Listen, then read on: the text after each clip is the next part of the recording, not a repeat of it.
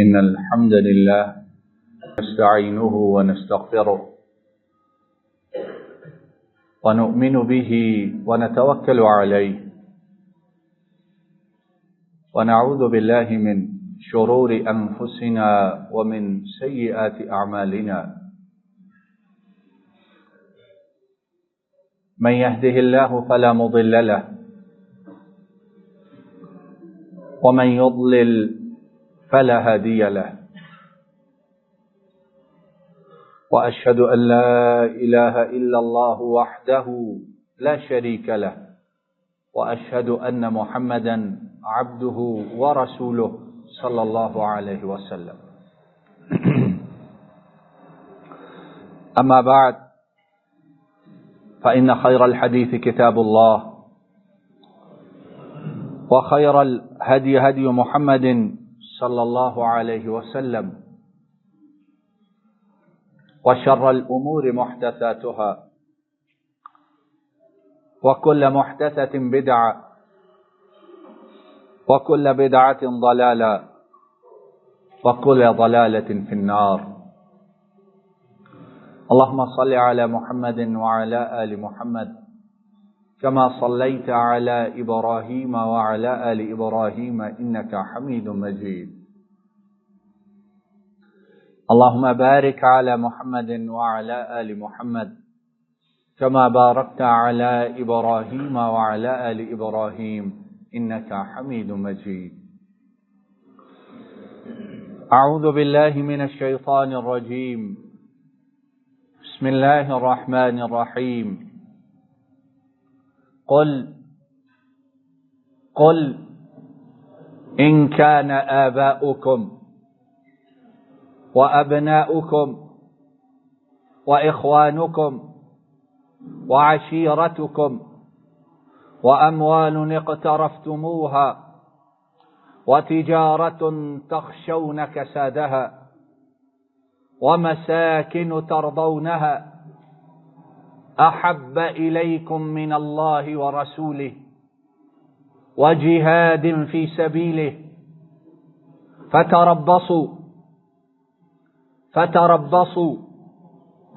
فتربصوا حتى يأتي الله بأمره والله لا يهدي القوم الفاسقين والله لا يهدي القوم الفاسقين والله لا يهدي القوم الفاسقين اللهم لا تجعلنا منهم اللهم لا تجعلنا منهم اللهم لا تجعلنا منهم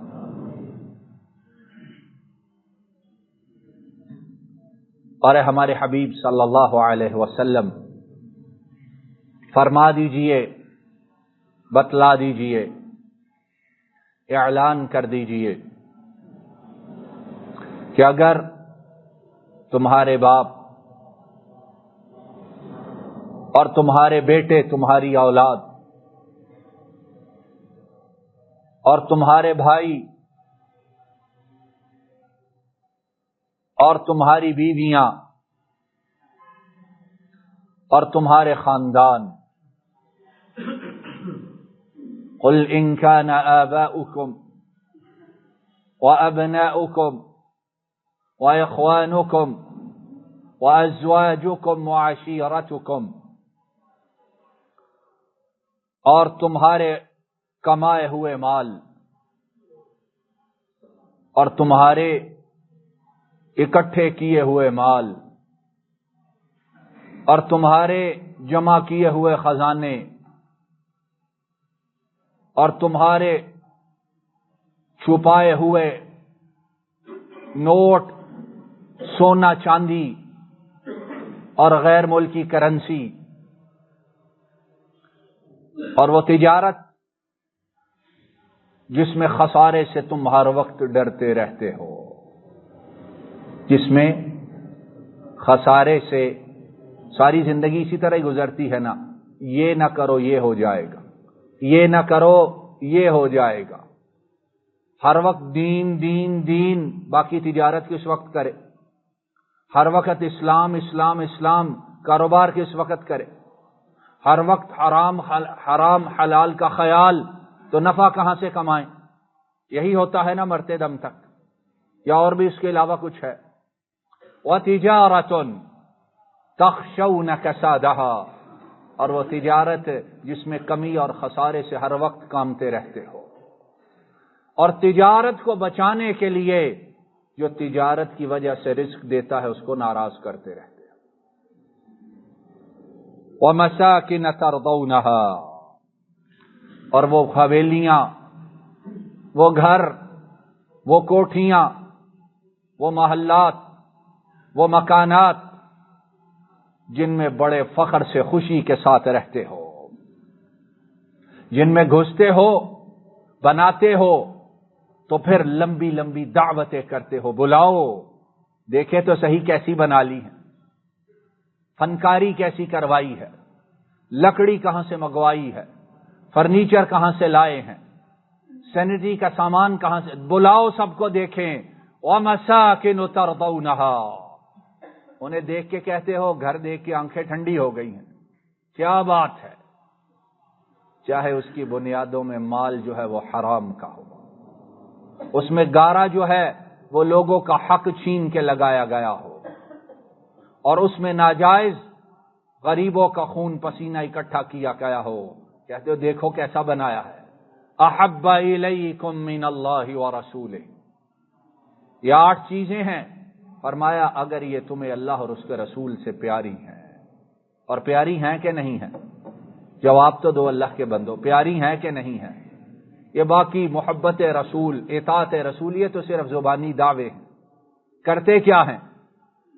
قربان جائیں قرآن کریم نازل کرنے والے پر، ان 8 کے پیچھے مرتے مرتے زندگی سے گزر جاتے ہیں، یا اور کوئی کام بھی ہے؟ یہی 8 ہے نا، آباؤکم وابناؤکم واخوانکم وازواجکم وعشیرتکم واموال اقترفتموها وتجارة تخشون كسادها ومساكن ترضونها، یہ 8 ہی ہیں۔ اس نے کہا ہے جو انسان کے نفس کو انسان سے زیادہ جانتا ہے، اور یہ ہمیں پیارے ہیں، زبان سے کچھ کہتے رہیں لیکن ہمارا عمل وہ اس آیت کی تصدیق کرتا رہتا ہے۔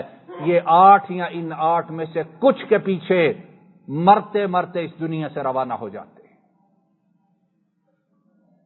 احب الیکم من اللہ ورسول، تمہیں یہ پیارے ہے کس سے؟ اللہ سے بھی اور اس کے رسول سے بھی، اور وہ خوش نصیب بڑے تھوڑے ہیں جو ان 8 سے بڑھ کر اللہ اور اس کے رسول سے پیار کرتے ہیں، وہ بڑے تھوڑے ہیں، اور اللہ ہمیں ان میں شامل فرما دے۔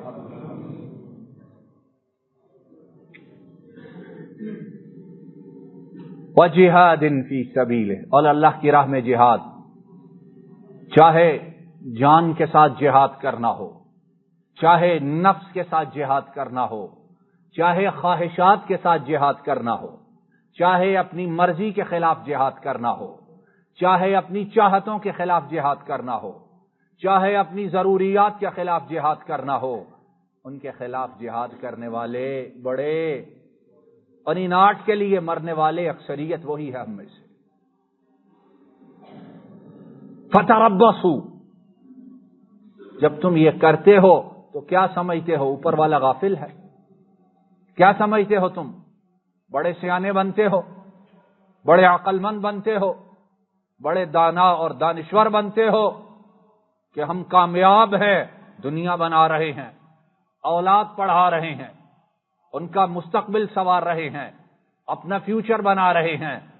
فتربصوا، تم نیچے یہ کام کرو، اوپر تدبیر میں کروں گا، تم نیچے یہ اکٹھا کرو اور پھر انتظار کرو یہاں تک کہ اللہ اپنے حکم کو لے کر آ جائے۔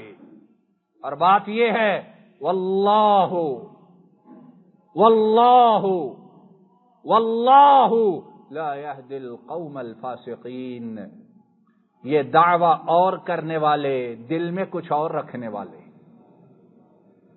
زبان سے کچھ کہنے والے، عمل کچھ کرنے والے، نظریں کسی چیز پر، دل میں چیز کچھ اور، زبان کچھ اور کہتی ہے۔ فرمایا اللہ ایسے فاسقین کو کبھی ہدایت نہیں دیتا ہے۔ اللہ نہ کرے آج ہم میں سے اکثریت کہیں فاسق ہی نہ ہو۔ اور بعض ائمہ کرام فرماتے ہیں اللہ اور اس کے رسول کے صلی اللہ علیہ وسلم ان دونوں سے محبت نہ کرنے والوں کے لیے اور ان دونوں کی محبت پر دنیا کو ترجیح دینے والوں کے لیے یہ قرآن کریم کی سب سے خوفناک آیت ہے۔ فتربصوا، جب کسی کو دھمکی دیتے ہیں کیا کہتے ہیں؟ چل ٹھہر جاؤں ویہنے تینوں، کہتے ہیں کہ نہیں؟ ہر کوئی اپنی زبان میں کہتا ہے، اور یہ انداز بڑا خوفناک سمجھا جاتا ہے کہ پھر صبر کر، اور یہاں عرش والا کہتا ہے اچھا ٹھہر جاؤ، انتظار کرو، کس بات کا؟ یہاں تک کہ میں اپنا حکم، اپنا آرڈر لے کر خود آ جاؤں۔ اور جب اللہ کا حکم آ جائے اور آئے اس کے حکم سے اور نافذ اس نے کرنا ہو، اس کے حکم کو کون ٹال سکے گا؟ میرے بھائیوں، میری بہنوں، دوستوں، عزیزوں، قابل احترام خواتین، آؤ اپنے رب کے ساتھ سچے ہو جائیں، اپنے رب کے ساتھ، اپنے رسول کے ساتھ سچے ہو جائیں، اس قرآن کے ساتھ سچے ہو جائیں، اللہ کے رسول کے فرمان کے ساتھ سچے ہو جائیں۔ یہاں دوغلا پن، منافقت وہ فائدہ پہنچا سکتی، کیونکہ جس کے ساتھ معاملہ کر رہے ہیں عرش والا وہ جانتا ہے کہ نہیں ہے، اور اگر اس کے رسول کے ساتھ یہ معاملہ کرتے ہیں تو رسول کو بھیجنے والا باخبر ہے کہ نہیں ہے۔ ہم معمولی چیزوں کے لیے، معمولی، گھٹیا، فانی اور چند لمحوں کی خوشی، مسرت اور اپنی شہوتوں کے لیے اللہ اور اس کے رسول کی باتوں کو نظر انداز کر دینے والے، انہیں پس پشت ڈالنے والے، ان کے ساتھ کھیلنے والے، اور اس سے بھی بڑھ کر ان کے ساتھ مذاق کرنے والے، ان کے ساتھ تمسخر کرنے والے، انہیں معاذ اللہ معاذ اللہ معاذ اللہ گھٹیا سمجھنے والے، اور ایسا سمجھنے والے حقیقت میں خود گھٹیا اور ذلیل ہیں۔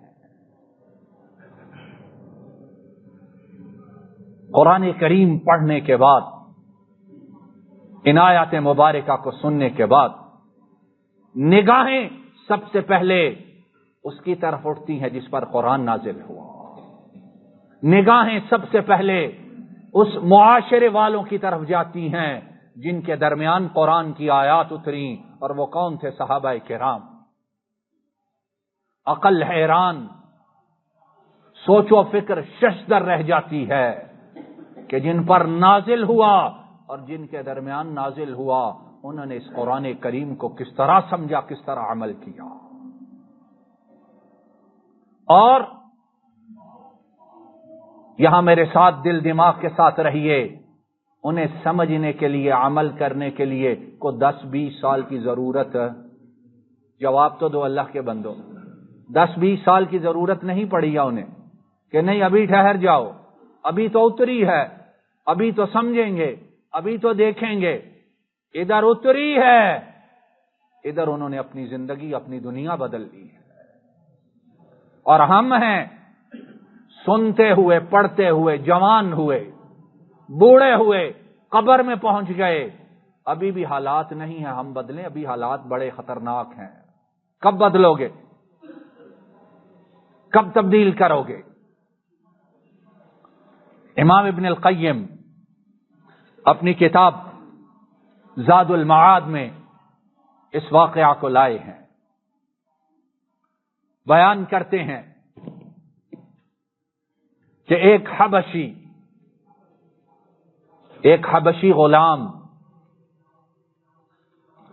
نبی کریم صلی اللہ علیہ وسلم کی خدمت میں حاضر ہوا، اور حاضر بھی کب ہوا؟ توجہ سے بات سنو، حالات کو بڑے اچھے نہ تھے، امن سکون اور اطمینان کا ماحول نہ تھا، پیسے کی فراوانی نہ تھی، لوگ اپنے محلات میں، اپنی گاڑیوں میں، اپنی سواریوں پر خوش و خرم زندگی نہیں گزار رہے تھے۔ خیبر کا موقع تھا، غزوہ خیبر اس کا موقع تھا۔ نبی کریم صلی اللہ علیہ وسلم تشریف لے گئے۔ ایک غلام کالا حبشی بکریاں چرا رہا تھا اپنے کسی یہودی مالک کی۔ چراتے چراتے آیا، دیکھا لشکر بہت بڑا ہے، ان کے انداز، ان کے اطوار، ان کی زندگی کو دیکھا، ان کی پاکیزگی، ان کی صفائی، ان کی طہارت، ان کا اخلاق، ان کے آداب اور ان کے نفوس قدسیہ کو دیکھا، حیران ہوا کہاں سے آئے ہیں۔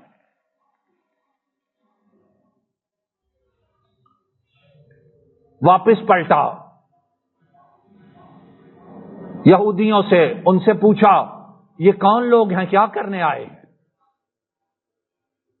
اسلحہ بھی ہے لیکن ان کا انداز، ان کا اٹھنا بیٹھنا، ان کا اخلاق و آداب ان جیسا دیکھا نہیں ہے کہیں۔ بتلایا گیا یہ خیبر کو فتح کرنے کے لیے آئے ہیں، اور جن کے ساتھ آئے ہیں وہ اللہ کے رسول ہیں محمد کریم صلی اللہ علیہ وسلم۔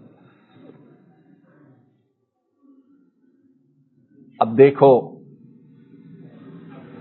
جس کو اللہ رب العالمین اپنی رحمت اور عنایت کے لیے چن لے، کبھی ادھر سے سنتا ہے، کبھی ادھر جاتا ہے، کبھی ادھر آتا ہے، اور کام کیا کرتا ہے؟ بکریاں چراتا ہے۔ کام کیا کرتا ہے؟ بولو اللہ کے بندو، آج پیسہ جتنا زیادہ ہے اس کے لیے اس طرح کی باتیں بالکل بے وقت اور فضول ہیں، ہے کہ نہیں؟ دین، اسلام، اللہ، رسول، ان باتوں کو وقت نہیں ہے ہمارے پاس، بڑی مشکل ہے، نماز پڑھ لی کافی۔ بکریاں چرانے والا، بات اس کے دل کو لگی، کہنے لگا جاؤ پوچھو تو صحیح، سوال کرو۔ امام الانبیاء سید الاتقیاء صلی اللہ علیہ وسلم ان کی خدمت عالیہ میں حاضر ہوا اور کہا ماذا تقول وما تدعو الی، آپ کس کی طرف بلاتے ہیں اور کہتے کیا ہیں؟ فرمایا ادعو الی الاسلام وان تشهد ان لا الہ الا اللہ وانی رسول اللہ وان لا تعبد الا اللہ صلی اللہ علیہ وسلم۔ فرمایا لمبی چوڑی بات کوئی نہیں ہے، کوئی لمبا چوڑا فلسفہ نہیں ہے، مختصر بات ہے، لیکن اس میں عقل والوں کے لیے سب کچھ ہے۔ فرمایا کہتا یہ ہوں کہ اسلام کی طرف آ جاؤ، اور اسلام میں داخل کیسے ہونا ہے؟ کہو اشہد ان لا الہ، سارے کہو اشہد ان لا الہ وانی، اور میں اللہ کا رسول ہوں۔ اور پھر اس کے بعد کیا کرو؟ پھر جب تک زندہ رہو اس کے سوا عبادت کسی اور کی، اور عبادت سے صرف یہ مراد نہیں کہ نماز، روزہ، زکوٰۃ نہیں، ساری زندگی کے ہر کام میں اس کی عبادت اور اطاعت کرنی، اتنی سی بات ہے۔ اب وہ حبشی، وہ غلام، وہ بکریاں چرانے والا کتنا عقل مند ہے، کہتا ہے فما لی ان شہدت وآمنت باللہ عز وجل۔ آپ کی بات ٹھیک ہے، دل کو لگی ہے، لیکن یہ ہے جب میں یہ قبول کرتا ہوں، گواہی دیتا ہوں، آپ پر ایمان لاتا ہوں، تو مجھے کیا ملے گا؟ مجھے کیا ملے گا؟ فرمایا لک الجنہ ان مت علی ذلک فاسلم۔ نبی کریم صلی اللہ علیہ وسلم نے فرمایا اگر تو اسی عقیدے پر مر گیا تو تیرے لیے جنت ہے۔ اس نے فوراً اسلام قبول کر لیا، کہنے لگا اشہد ان لا الہ الا اللہ وان محمد رسول اللہ صلی اللہ علیہ وسلم۔ اور یہ لوگ جو کلمہ پڑھتے تھے یہ صرف زبان سے نہیں، یہ دل اور دماغ سے کلمہ پڑھتے تھے۔ ہم میں اور ان میں فرق کیا ہے؟ بولو، ہم میں اور ان میں فرق کیا ہے؟ وہ جو یہاں زبان پہ تھا وہی دل میں ہے، جو زبان پہ ہے وہی دماغ میں ہے، جو زبان پہ ہے عمل اسی کے مطابق ہے۔ اور ہماری زبان اور دل، ہماری زبان اور دماغ، ہماری زبان اور ہمارا عمل ہماری زبان کے بالکل مخالف۔ اور اس کو سمجھنا کیا ہے؟ عقل مندی یہی ہے۔ تو پھر رب کہتا ہے واللہ لا یہدی القوم الفاسقین، اللہ ایسے فاسقوں کو کبھی ہدایت، اللہ ہمیں ان میں شامل نہ فرمانا۔ اب دیکھو، غلام ہے، کالا ہے، حبشی ہے،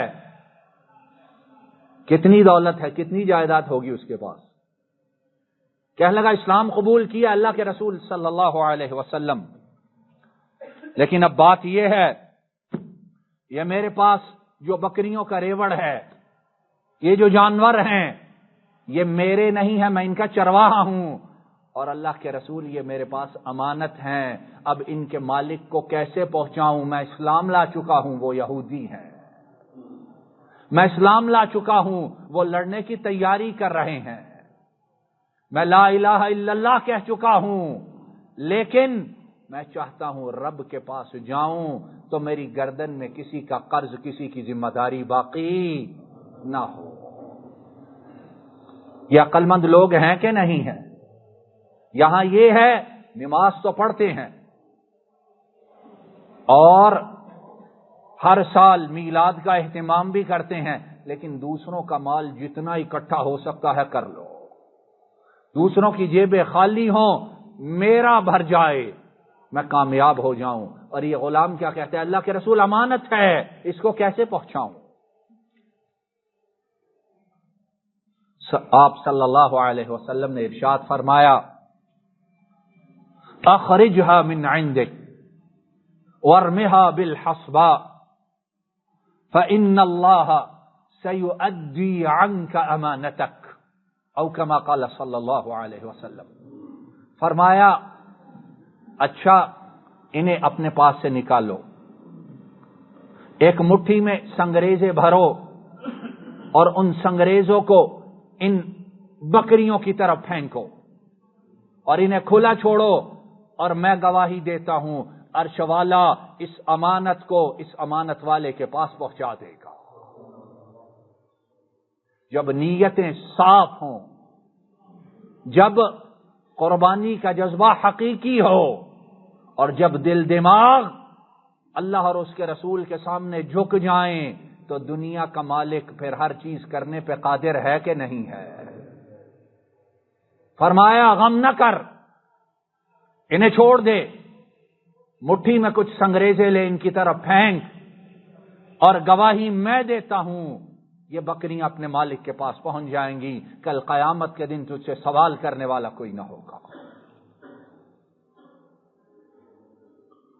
اس نے ایسے ہی کیا۔ اللہ کی حکمت اور قدرت، وہ بکریاں، وہ ریوڑ اپنے مالک کے پاس پہنچ جاتا ہے، وہ حیران ہے، اور پھر اسے پتا چلا کہ چرواہا جس سے لڑنے کے لیے ہم جا رہے ہیں اسی رسول پر ایمان لا کر ان کے ساتھ شامل ہو چکا ہے۔ حیران ہے، ششدر ہے، یہ دشمن کیسے ہیں؟ اس وقت ہم ایک دوسرے کی جانوں کے خون کے پیاسے ہیں، لیکن امانت کے پہنچانے کا اہتمام کس طرح کیا گیا ہے؟ اب نبی کریم صلی اللہ علیہ وسلم لوگوں میں کھڑے ہوئے، وحضهم علی الجہاد، اور کہا ان اللہ اشتری من المؤمنین انفسہم واموالہم بان لہم الجنہ۔ اے میرے صحابہ، تم رب سے اور رب تم سے وعدہ کر چکا ہے۔ وعدہ کیا ہے؟ تم اس کے لیے جان اور مال قربان کرو گے اور وہ تمہیں جنتوں میں داخل کرے گا۔ اس وعدہ کو پورا کرنے کا وقت آ گیا ہے، نکلو۔ وہ کالا حبشی، کالا غلام، وہ پہلی صفوں میں آ کے کھڑا ہو جاتا ہے۔ اس نے نہیں کہا ابھی تو نیا نیا ہوا، ابھی تو ٹھہر جاؤ، ابھی تو میں صحیح طرح جوان بھی نہیں ہوا۔ یہی کہتے ہیں نا، ابھی تو بڑھاپا ہی نہیں آیا، ابھی یہی تو دن ہے دیکھنے کے۔ ٹھیک ہے، نمازیں پڑھ لیتے ہیں، باقی کو کیا کریں؟ یہی ہے نا، پہلی صفوں میں کھڑا ہوا۔ اور پھر کیا ہوا؟ لڑتے ہوئے اللہ کی راہ میں شہید ہو جاتا ہے۔ کتنا وقت ہے، کتنا عرصہ ہے، کتنا ٹائم ہے، کتنے سال ہیں، کتنی مدت ہے؟ لڑتے ہوئے شہید ہو جاتا ہے انشاءاللہ۔ صحابہ کرام انہوں نے اس کالے حبشی غلام کو اٹھایا اور اپنے خیموں میں واپس لے آئے۔ نبی کریم صلی اللہ علیہ وسلم کی نگاہ مبارک پڑی تو ارشاد فرمایا، ہوا ہوا، یہ وہی ہے، یہ وہی ہے۔ صحابہ نے عرض کیا، اللہ کے رسول صلی اللہ علیہ وسلم وہی ہے اور اپنی روح اپنے رب کے سپرد کر چکا ہے۔ تو نبی کریم صلی اللہ علیہ وسلم نے ارشاد فرمایا، لقد اکرم اللہ هذا العبد وساقه الى خیر وَلَقَدْ رَأَيْتُ عِنْدَ رَأْسِهِ اثنتين من الحور العين ولم يصل لله سجدة قط أو كما قال صلی اللہ علیہ وسلم۔ فرمایا میرے صحابہ پھر مجھ سے بھی سنو، میرے رب نے اپنے اس بندے کو بڑی عزت عطا فرما دی ہے۔ میرے رب نے اپنے اس بندے کا بڑا احترام کیا ہے۔ میرے رب نے اپنے اس بندے کو بڑے مقامات عطا فرما دیے ہیں۔ اور دیکھو، چراتا بکریاں تھا لیکن عرش والا اسے خیر اور جنت کی طرف لے کر کیسے آیا ہے۔ اور میرے صحابہ، میں نے اپنی آنکھوں سے اس کے سر پر جنت کی 2 حوروں کو کھڑا دیکھا ہے، حالانکہ اس نے رب کے لیے ابھی ایک سجدہ بھی ادا نہیں کیا ہے۔ وَلَمْ يُصَلِّ لِلَّهِ سَجْدَةً قَطْ، سجدہ ایک بھی نہیں، وقت ہی نہیں ملا، مدت ہی نہیں لمبی، ٹائم ہی نہیں ملا، لیکن ایک اتنے سے وقت میں وہ رب کا کتنا پیارا ٹھہرا کہ جب شہید ہوا تو عرش جنت کی 2 حوریں امام الانبیاء اپنی آنکھوں سے دیکھتے ہیں اور فرمایا، میرے صحابہ سجدہ ایک بھی کرنے کا وقت۔ اور یہاں ہمارے ماتھوں پہ محراب پڑ جاتے ہیں لیکن ایمان دل میں ابھی بھی صحیح طرح موجود ہے۔ وآخر دعوانا ان الحمد للہ رب العالمین۔ ان الحمد للہ نحمده ونستعینه ونستغفره ونؤمن به ونتوکل علیہ ونعوذ باللہ من شرور انفسنا ومن سیئات اعمالنا، من يهده الله فلا مضل له ومن يضلل فلا هادي له، وأشهد أن لا إله إلا الله وحده لا شريك له، وأشهد أن محمدا عبده ورسوله صلى الله عليه وسلم۔ إن الله وملائكته يصلون على النبي يا أيها الذين آمنوا صلوا عليه وسلموا تسليما۔ اللهم صل وسلم على نبينا محمد وعلى آله وأصحابه وأهل بيته وأتباعه إلى يوم الدين۔ ربنا ظلمنا أنفسنا وإن لم تغفر لنا وترحمنا لنكونن من الخاسرين۔ اللهم إنك عفو تحب العفو فاعف عنا۔ رب ارحمهما كما ربياني صغيرا، رب ارحمهما كما ربياني صغيرا، رب ارحمهما كما ربياني صغيرا۔ یا ذا الجلال والاکرام، ہمارے والدین گرامی میں سے جو اس دنیا سے جا چکے، آپ کے حضور پیش ہو چکے، مولا کریم ان کے گناہوں کو معاف فرمائیے، ان کے درجات کو بلند فرمائیے، ان کی قبروں کو جنت کی باغیچیاں بنائیے، ان کے گناہوں کو معاف فرمائیے اور ہمیں ان کے لیے صدقہ جاریہ بنا دیجیے۔